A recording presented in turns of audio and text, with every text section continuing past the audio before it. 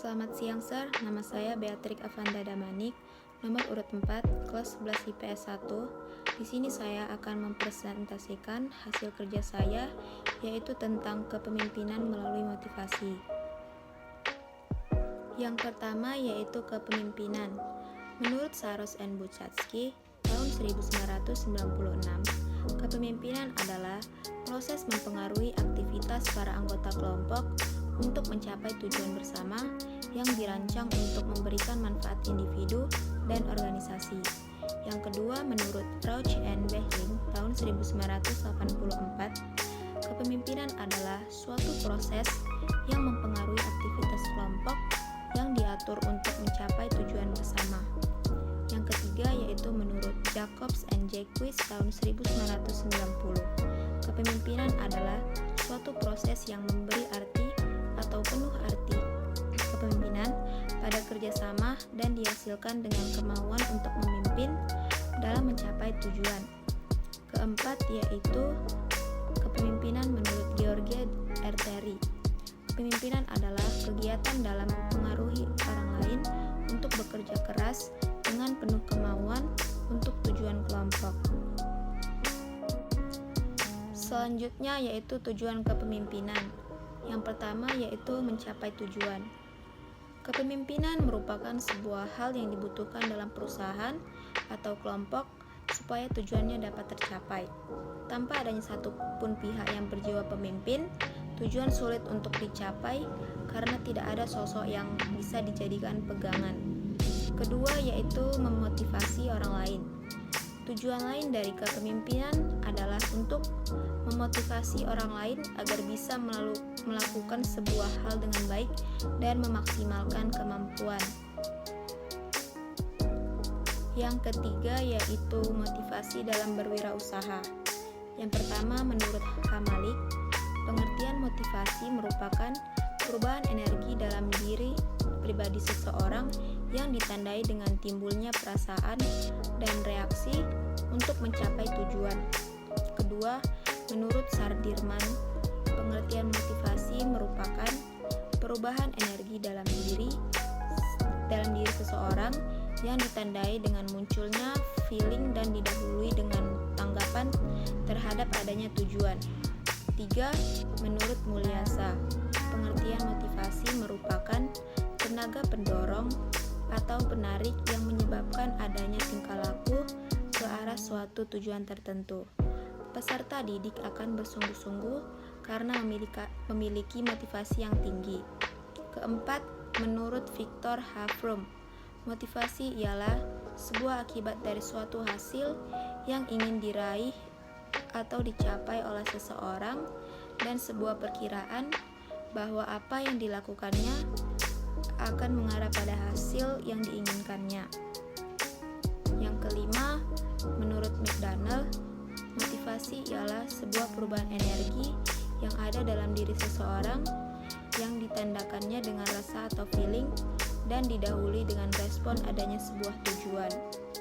Keenam yaitu menurut Azwar, motivasi merupakan sebuah rangsangan atau dorongan yang dimiliki oleh seseorang atau kelompok masyarakat yang ingin bekerja sama secara maksimal dalam melakukan sesuatu yang sudah direncanakan untuk mencapai sebuah tujuan yang sudah ditetapkan.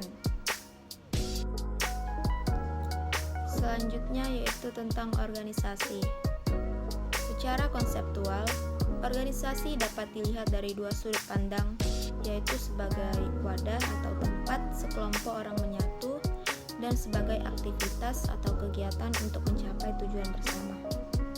Untuk itu, organisasi sering dinyatakan sebagai sistem yang statis karena melihat pada wadah yang terstruktur, organisasi yang bersifat dinamis karena menggambarkannya adanya kegiatan tata hubungan dalam organisasi baik secara formal maupun informal.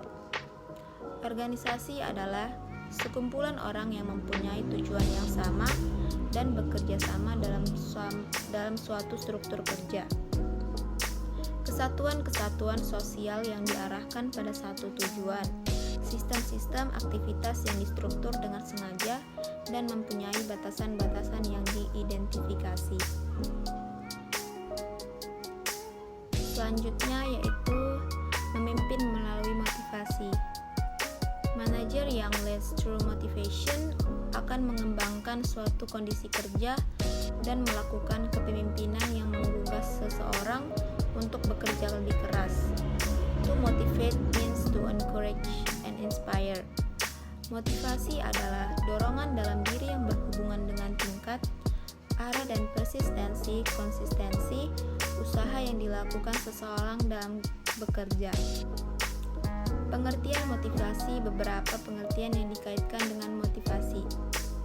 Yang pertama, motivasi adalah keinginan atau desires, wants, tujuan atau aims, goals, kebutuhan, needs, dorongan atau drives, motif, sikap, insentif.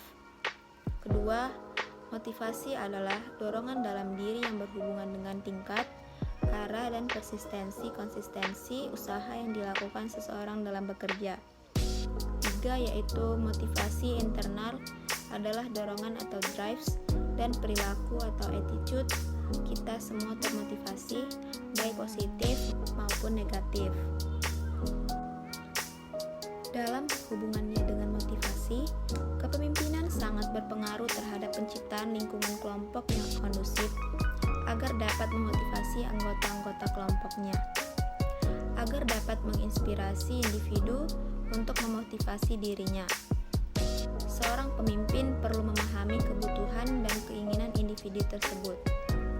Lingkungan kondusif yang dapat memotivasi sangat penting karena motivasi setiap individu akan berkorelasi langsung dengan produktivitas.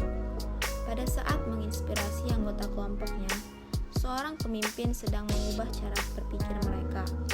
Sedangkan pada saat memotivasi, pemimpin sedang mengubah cara bertindak. Inspiration is changing thinking, motivation is changing action. Pada saat memotivasi diri sendiri, faktor yang memotivasi recognition and responsibility.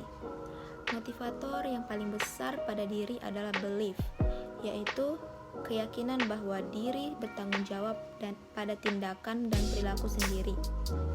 Ketika orang menerima tanggung jawab, semua menjadi lebih baik. Kualitas, produktivitas, relationship, dan kerjasama.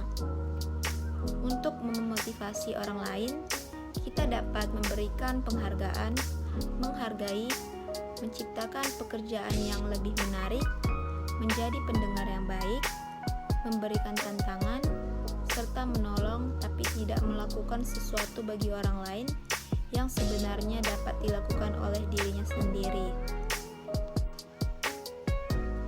Salah satu hal yang dapat dilakukan manajer untuk memotivasi bawahannya adalah dengan memberikan reward. Agar pengaruh reward dapat digunakan secara maksimal, manajer perlu menghormati keberagaman dan perbedaan individu. Kedua, secara jelas memahami apa yang orang lain inginkan dari suatu pekerjaan. Ketiga, mengalokasikan rewards untuk memuaskan kebutuhan individu dan organisasi.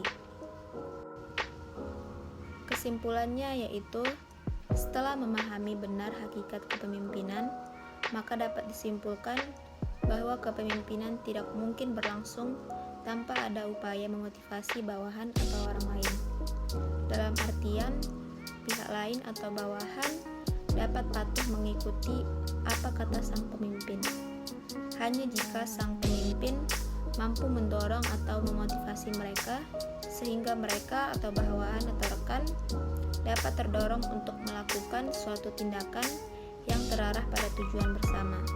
Sekian dari saya ucapkan terima kasih.